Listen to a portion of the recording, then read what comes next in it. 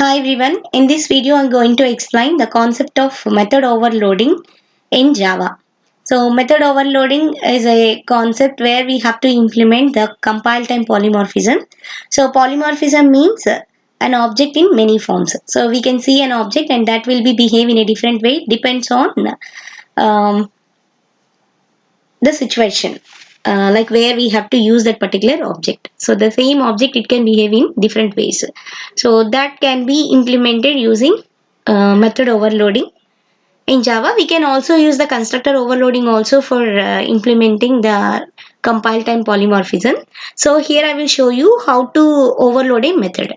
So we can overload a method in Java by giving a same method name in your program more than one time, and we can differentiate by the number of arguments we are passing or the type of arguments you are passing. So it cannot consider about the return type. So return type, it may be of any type. It can't take changing of your method. So we can focus on the same method. You can write more than one time, and the parameter list, the type of parameter and the number of parameters we can change to overload your methods. So this is a way how you are going to implement compile time polymorphism. So here is a small example which illustrate compile time polymorphism. See, here is a class addition. So my class name is addition. So in this addition I am going to perform the summing of numbers. So I can take integers, 2 numbers one time and 3 numbers one time, and I can take another data type of values, that is double. So you can observe here my method name is sum. So here in this method I takes two arguments of type integers, and simply I can perform an operation a plus b. And the same method name I will take here, and it will take three arguments of type integer. So it is going to perform addition of three numbers. And here I have two arguments of type double. So here also I am doing addition operation. So this is simply how the method is overloaded. So now you can see the same method, it is gives you different results. Okay, so this is my main function, public static void main. So here I can pass arguments as a string, and then this is a statement how I create an object for my class addition. So addition, a is my object and new is a keyword, and here addition is a constructor.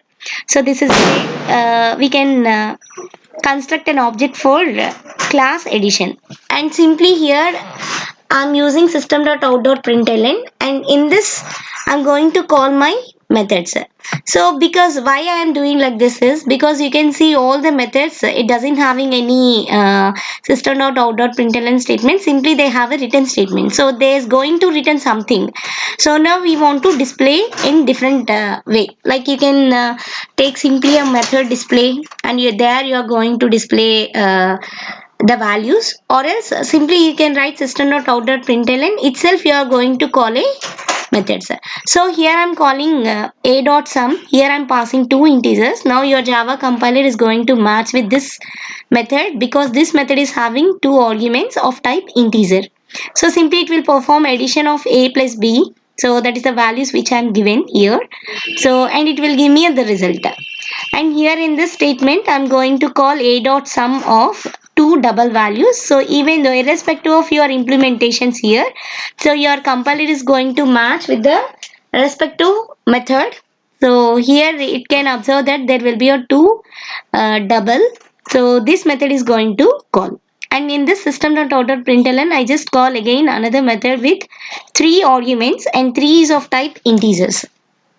Okay, so this is a way how you're going to pass values to your methods. So I'll just compile and run this program. So here I have run so I'll just run this program.